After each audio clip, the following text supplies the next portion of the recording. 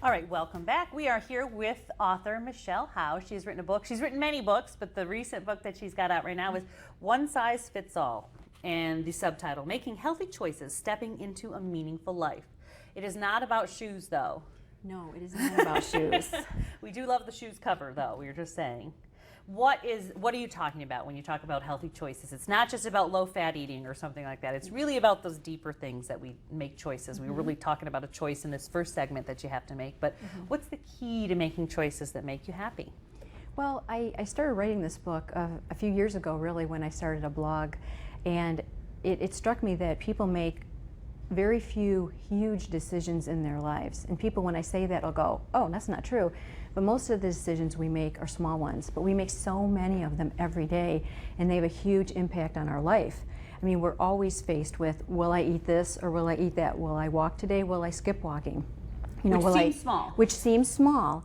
Will I, nurture a good relationship with my significant other? Will I forgive people? Which, by the way, sounds big, but nurture a good relationship means don't snap over something who didn't take the garbage out. I mean, Correct. so you take that big concept and really boil it down to that immediate response. Right, and you think about people who don't take care of business with their bodies, with their minds, their emotions, their relationships, or at work, and they often become stymied and they're not taking positive steps, no matter which way they want to go. This book is all about getting a little nugget of reminder and information every day on a wide variety of topics, things that I've gone through, things my friends have gone through, and helping people say this is like your little vitamin boost before you leave in the morning.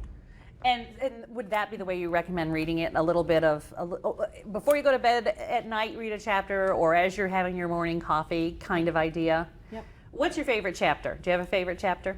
My favorite, I have two. Okay. And actually they're the first two chapters of the book. The first chapter is about being O positive, and it's all about, I gave blood for the first time a few years ago, and I didn't even know what blood type I was. And I'm laying there and they're taking my blood out, and they said, oh, you're O positive. And I thought, oh, I'm O positive, I'm a book reviewer, so I'm really paid to find negative, critical elements of every book I read, right?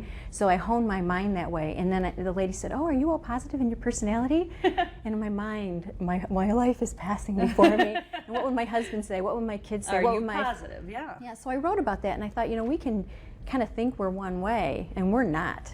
And it was just, so there's a lot of comedy in the book, too. Well, are you positive? What would they say? Are you a positive person? Probably depends on the situation. I mean, everybody's got their little real tough areas, but I'd say overall, yeah. So being a positive person, I think, is ingrained. I think you are or you are not. However, I think you can become more positive if you're a negative person. Absolutely. I'm a glass half full most of the time person. I think it's going to work out. I feel like I can just knock this problem out. Sometimes it's a bad thing because you beat your head against the wall, but you should just maybe stop. Right.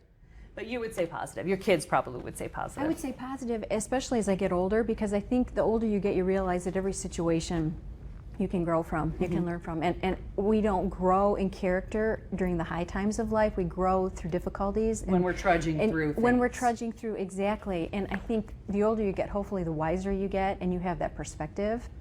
So that, I would say overall positive. All right, so The Gift of a Good Death is chapter 2, and that sounds Gift of a Good Death. Yeah, this was the story of my father-in-law when he was diagnosed about 5 years ago with esophageal cancer, and he only lived 5 months from the date of his diagnosis. And I remember sitting at a funeral for my husband's grandfather. We were sitting there, and then my father-in-law gave us that sad news.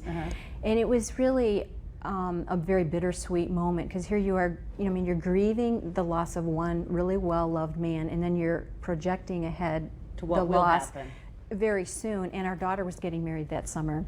So all we same had time. all at the same which time. Is always the way. It is life. It is life. And yet I will tell you, and as I share in my book, my father-in-law gave us a very good gift. He died so well. He died better than he lived.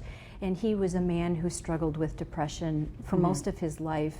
And yet during those last months, he was at peace. His faith took off. I had so many conversations with him, while he was getting radiation and those kinds of things, that I remember so fondly, even now, as being the memories I treasure with him. So I tell people, death is not the end anyway, but the whole process of dying doesn't have to be a horrible memory. It can be a beautiful memory.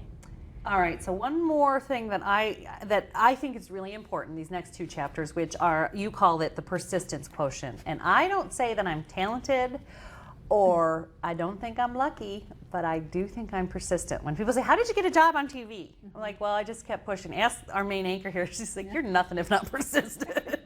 But there is something to that, showing up and trying every day. Yep. Things happen. Yep, I would agree. And that's, I've had book publishers tell me, you're one of the most persistent writers I've ever come Good across. for you. And I just felt like no one's going to do it but me. And if No, it it's meant that much to me, then I'm willing to put in the hard work, the sacrifice, and get in that gutter and work every day until I get where I want to be. So I get it. Right. Yeah, people give up way too soon. It's the hard part is knowing, is it time or not, and there Yeah. have been times where I think I've gone past the point, but it's Yeah. when are you really hurting yourself to keep pursuing this, and when is it just around the next corner? It's Yep. gonna be there.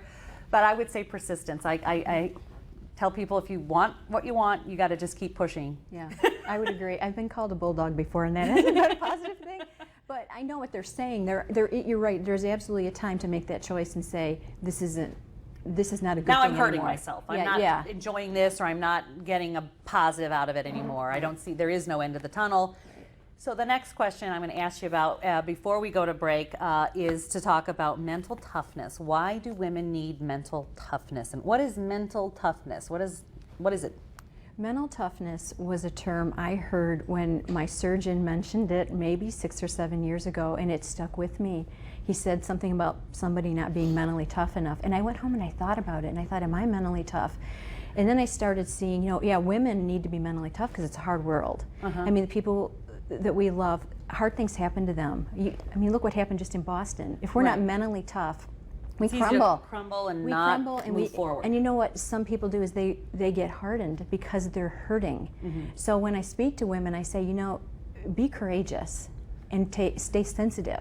Be other-oriented, because it's too easy to become self-protective. all the time. Yes, Right. all the time. So mentally tough means no matter what happens, you get up and keep going. That it may- persistence and yes. toughness, and it's Yeah. important. It leads to the things that you really want in your life. Right. I want to let people know where to get the book. First of all, your blog is michellehowe.wordpress.com. Yes.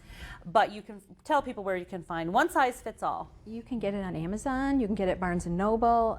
You just get online or go to my website. I'm on Facebook too, and I enjoy, talking with readers. Absolutely. So, And I want to just put it this way. You have a lot of different books in the catalog that you have written, and they're all inspiring, and they all kind of have that, how do you handle an adverse situation and come out kind of happier and healthier. yeah. Thank you, Michelle. Thank you. All right, when we come back, I've got 2 snacks under 200 calories. Stay with me. Think they